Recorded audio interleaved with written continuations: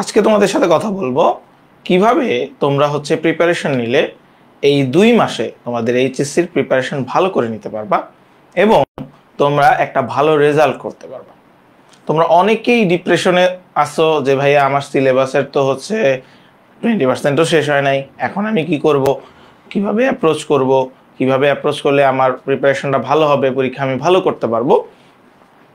এই জিনিসগুলোই হচ্ছে আজকে তোমাদের সামনে শেয়ার করব। সো মূলত বিষয়টা হচ্ছে যে আমাদের পরীক্ষা যত কাছে চলে আসে আমরা হচ্ছে একটু প্যানিক হয়ে যাই যে কিভাবে আগাবো। যার সিলেবাস অলরেডি শেষ হয়ে গেছে সেও হচ্ছে প্যানিক হয়ে যায় যে এখন আমি কি করব। ওকে, আর যার সিলেবাস শেষ হয় না সে তো আরো বেশি প্যানিকে থাকে। ওকে, সো এই বিষয়টা নিয়ে একটু কথা বলি যে তোমরা হচ্ছে কেন প্যানিক করতেছো, বিকজ হচ্ছে পরীক্ষা ইজ নিয়ার। ওকে, কিন্তু তোমার হচ্ছে কি এখন থেকেই হচ্ছে তোমার হচ্ছে বিল্ড আপ করতে হবে যে আমার পড়াশোনার হ্যাবিটটাকে বিল্ড আপ করতে হবে।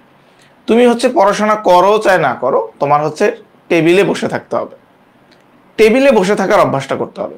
অনেকেই বলে যে ভাই আমি তো মাত্র 3 ঘন্টা পরে হচ্ছে এ প্লাস পাইছি, 4 ঘন্টা পরে এ প্লাস পাইছি, তাহলে কেন 12, 14, 16 ঘন্টা পড়তে হয়? একটা ভালো স্টুডেন্টের বা একটা পড়াশোনায় হ্যাবিচুয়েটেড স্টুডেন্ট যদি 2 ঘন্টা টেবিলে সময় দেয়, সেটা কিন্তু হচ্ছে একজন হ্যাবিচুয়েটেড না, যে স্টুডেন্টটা হ্যাবিচুয়েটেড না পড়াশোনায় সেই স্টুডেন্ট কিন্তু 14 ঘন্টারও সমান হতে পারে না। কারণ সে হচ্ছে কি টেবিলে বসে থাকে, এইটা করে ওইটা করে। টেবিলে বসলে আমাদের হচ্ছে টেবিল গুছাইতে মন চায়, হ্যাঁ টেবিলটা অগোছালো, একটু গুছাই আসে, আবার একটু ঘুরে আসি। ওকে, সো তোমার হচ্ছে এখন প্রপার প্ল্যানিং এ আগাইতে হবে। সো তোমার 24 ঘন্টাকে যদি একটু ভাগ করি, তুমি হচ্ছে দিনে 6 ঘন্টা রাখবা হচ্ছে তোমার ঘুমের জন্য, 6 ঘন্টা রাখবা হচ্ছে ঘুমের জন্য, 4 ঘন্টা রাখবা তুমি হচ্ছে তোমার গোসল, খাওয়া দাওয়া, তোমার হচ্ছে প্রেয়ার টাইম, তোমার হচ্ছে অন্যান্য টুকটাক হচ্ছে রেস্টিং, এগুলার মধ্যে। বাকি থাকলো হচ্ছে তোমার 14 ঘন্টা। এই 14 ঘন্টাকে তোমার হচ্ছে প্রোডাক্টিভ 14 ঘন্টায় নিয়ে আসতে হবে বা প্রোডাক্টিভ 10 ঘন্টায় নিয়ে আসতে হবে। এই জিনিসটা কি করতে হবে, তোমার হচ্ছে 14 ঘন্টা টেবিলের মধ্যে বসে থাকতে হবে। তুমি পড়ো চাই না পড়ো, তুমি টেবিলে বসে থাকবে।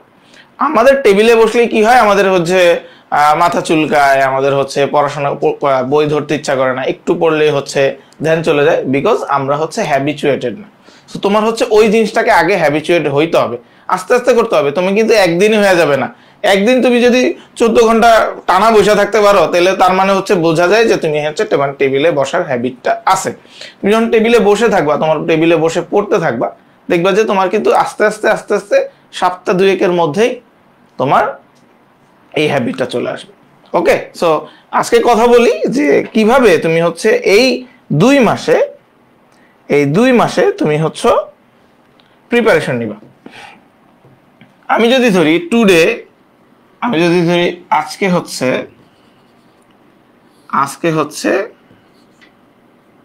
23 এপ্রিল। ওকে, এখান থেকে 1 মে 7 দিন পর, এর মাঝখানে আবার একটা ঈদ আছে, ধরো জুন, খুব সম্ভবত জুন 15 থেকে ধরো হচ্ছে তুমি 20 পর্যন্ত। ওকে, দেন অন তোমার হচ্ছে 30 জুন, এইখানে হচ্ছে পরীক্ষা। সো মোটামুটি এই ঈদের 7 দিন বাদ দিলে তোমার হচ্ছে 2 মাস সময় আছে। এই 2 মাসে তুমি কিভাবে প্রিপারেশন নিবা সেটা নিয়ে আজকে কথা বলবো। তো তোমরা যারা হচ্ছে বেশিরভাগই কিন্তু হচ্ছে সায়েন্স, কমার্স আর আর্টসের স্টুডেন্ট। তো কমার্স আর আর্টসের স্টুডেন্টের হচ্ছে একটা প্রবণতা হচ্ছে শেষের জন্য রেখে দেওয়া, সিলেবাসটা একদম লাস্ট আওয়ারে শেষ করা। তো এই 2 মাসে কিন্তু তোমার সিলেবাস কমপ্লিট হয়ে যাওয়ার কথা। এই 2 মাসে কিন্তু তোমার সিলেবাস কমপ্লিট হয়ে যাবে তুমি যদি হচ্ছে প্রপারলি পড়াশোনা করো। কিভাবে পড়বা? আগে তুমি ডিসাইড করো যে তুমি কোন টপিকগুলো পড়বা। যেহেতু তোমাদের শর্ট সিলেবাস,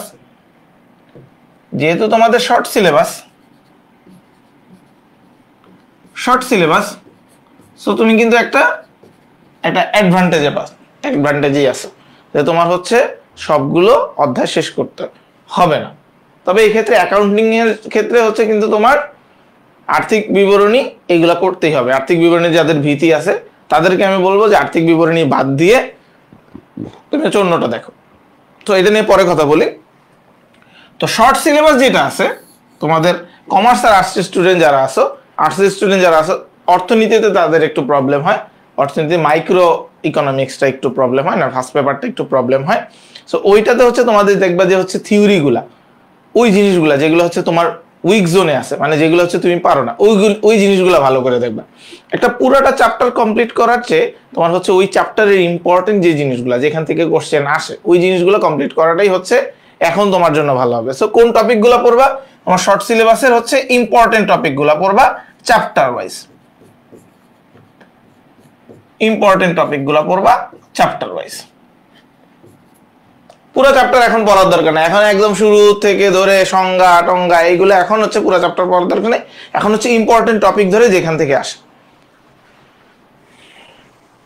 এখন তুমি দেখবা যে ওই জিনিসগুলা ইম্পর্টেন্ট টপিকগুলোর ভিতরে, তোমার শর্ট সিলেবাসের ইম্পর্টেন্ট টপিকগুলোর ভিতরে তোমার কোন জিনিসগুলোতে দুর্বলতা আছে। লাইক আর্থিক বিবরণীতে, আর্থিক বিবরণীতে সবার একটা দুর্বলতা, আর্থিক বিবরণীতে দুর্বলতা থাকে। অনেকের হচ্ছে ইকোনমিক থিওরিতে দুর্বলতা থাকে, যারা হচ্ছে কমার্সের স্টুডেন্ট তাদের হচ্ছে ফাইন্যান্সে হচ্ছে ক্যাপিটাল বাজেটিং এ দুর্বলতা থাকে, যারা হচ্ছে ইংলিশে দুর্বলতা থাকে, ইংলিশে গ্রামারের যে টপিকগুলা, ইংলিশে গ্রামার মডিফায়ারের দুর্বলতা থাকে, কানেক্টরসের দুর্বলতা থাকে।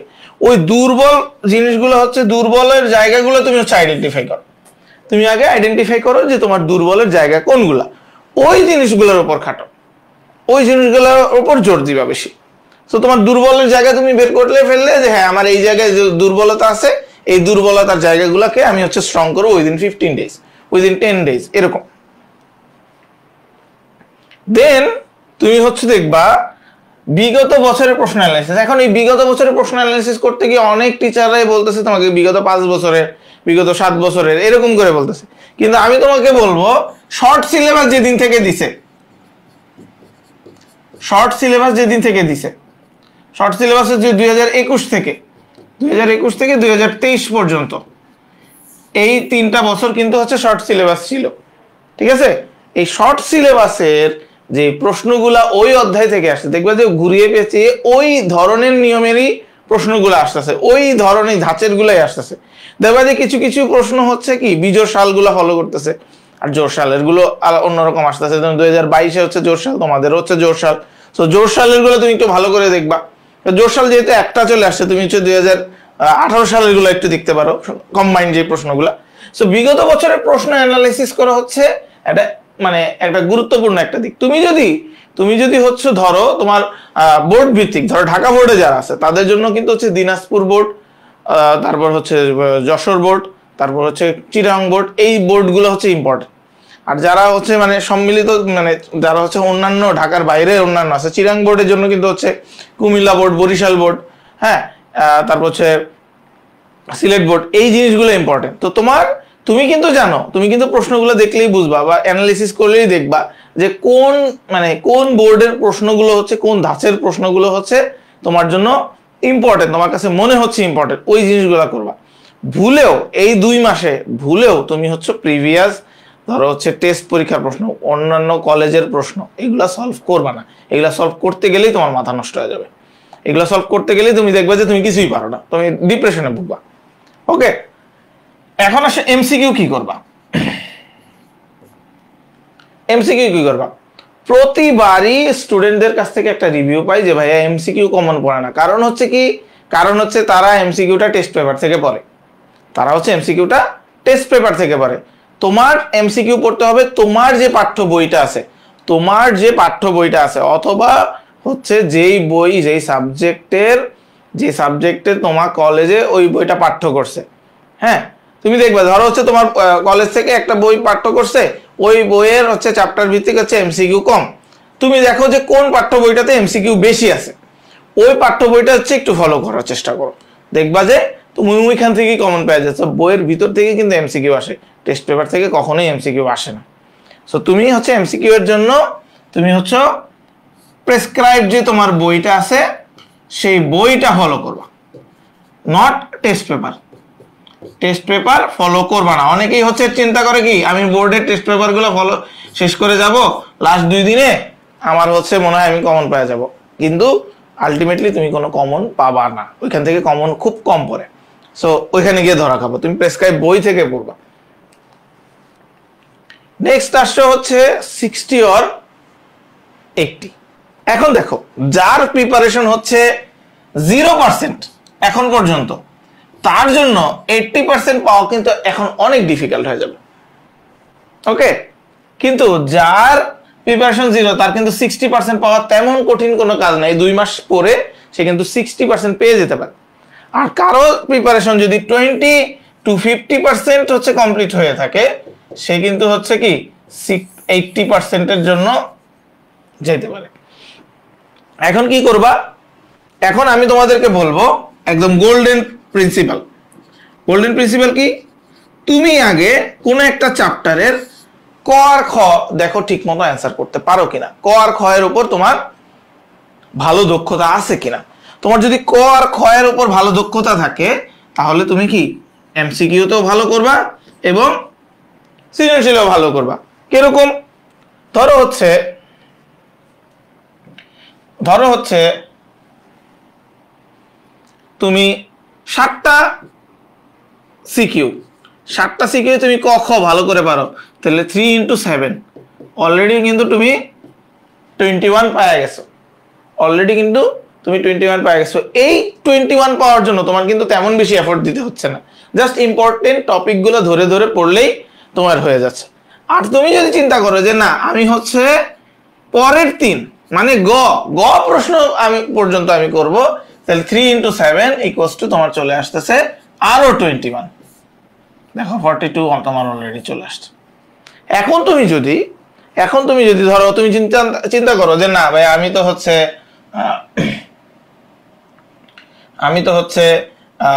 3 এ 3 পাবো না, আমি 3 এ 2 পাবো কারণ আমার লেখা ভালো না, তাহলে তুমি 2 ধরো। সেই ক্ষেত্রে তোমার ঘতে তোমার হচ্ছে আরো 2 পেতে হবে, ঘতে তোমার আরো 2 পাইতে হবে। ঘতে তুমি যদি আরো 2 করে পাও তাহলে দেখো 28, 21, 49, দেখো তোমার কিন্তু মানে A+ পাওয়ার মতো 80% পাওয়ার মতো ক্যাপাবিলিটিস তৈরি হয়ে যাবে। এখন এটা তোমার কি করতে হবে, এটা কিন্তু তোমার নিজের করতে হবে। আমরা একটা জিনিস কি করি, আমরা বলি যে ভাইয়া তুই আমাকে একটা রুটিন বানায় দে, তো আমি হচ্ছে ওই রুটিন অনুযায়ী পড়বো, বা স্যারকে গিয়ে বলি স্যার বাসায় প্রাইভেট টিউটর আছে স্যার আমাকে একটা রুটিন বানিয়ে দেন, আমি ওই রুটিন অনুযায়ী পড়বো। বা আমার হচ্ছে ব্যাচে ভালো ব্যাচের ভাইয়া আছে, ব্যাচের ভাইয়াকে গিয়ে বলি ভাইয়া আমাকে একটা রুটিন বানায় দেয়, আমি ওই রুটিন অনুযায়ী পড়বো। ভাইয়া তোমার ব্যাচের যে স্যার, তোমার যে টিউটর, সে তোমাকে যে রুটিন বানায় দিবে তুমি সেই রুটিন ফলো করতে পারবা না, কারণ তুমি ওই কেপেবল না। তুমি কতটুকু কেপেবল এইটা তুমি নিজে জানো, বা তোমার দক্ষতাটা তুমি জানো, তুমি কোন অনুযায়ী পড়লে, কতটুক সময় পড়লে, কতটুক সময় কোনটাতে দিলে। এখন তোমার ব্যাচের স্যার মনে করে যে তুমি হচ্ছে অ্যাকাউন্টিং এ দুর্বল, কিন্তু অ্যাকচুয়ালি তুমি অ্যাকাউন্টিং এ দুর্বল না, তুমি ইংলিশে দুর্বল। সো তোমার ইংলিশে বেশি সময় দিতে হবে, অ্যাকাউন্টিং এ কম সময় দিতে হবে, as simple as that. So তোমার কি করতে হবে, তোমার দুর্বল জায়গাটা বের করে সেখানে কাজ করতে হবে, এবং তোমার প্রিপারেশন নিতে হবে ওইভাবে যে আমি কি এখন 80% এর দিকে যাব না 60% এর দিকে যাব। তুমি যদি 60% বা 70% এর দিকে যাও, আই এম ডেফিনেটলি শিওর যে পরীক্ষা শুরু হওয়ার পর থেকে যখন হচ্ছে তোমার পরীক্ষার মাঝখানে ছুটি থাকবে, ওই ছুটির মধ্যে তুমি রিভিশন দিতে গিয়ে তুমি 70% প্রিপারেশন হয়ে গেলে তুমি 80 দিকে ধাবিত হইতে পারবা। কিন্তু এখন যদি তুমি 80 দিকে ধাবিত হও, তোমার 60% তুমি হারায় যাবে। তো সেই ক্ষেত্রে আমও যাবে সালাও যাবে। সো ওই স্ট্র্যাটেজিতে তোমার আগাইতে হবে। Okay, last but not the least strategy, ওই কথাটা চলে আসলাম যে কোন স্ট্র্যাটেজিতে আমি আগাবো। আমি আগে চেষ্টা করব যে আমার যে শর্ট সিলেবাস আছে, এই শর্ট সিলেবাসের আমি ক এন্ড খ আগে কমপ্লিট করার চেষ্টা করবো, যে ক আর খতে আমাকে যাতে কেউ ঠেকাইতে না পারে। এইখানে যে 21 মার্ক সিকিউতে, অ্যাকচুয়ালি এটাতে কিন্তু 21 মার্ক না, অ্যাকচুয়ালি কিন্তু এই সিকিউতে 21 মার্ক প্লাস এখান থেকে কিন্তু অনেক এমসিকিউ কমন পাবা তুমি। সো এইখানে ক আর খ তুমি করবা, তুমি ক আর খ পারলে তোমার গ তুমি ডেফিনেটলি পারবা। সো তুমি হচ্ছে ওই স্ট্র্যাটেজিতে আগাবা যে আমি ক আর খ এনশিওর করব, দেন আমি গ আর ঘ অ্যান্সার করার চেষ্টা করব।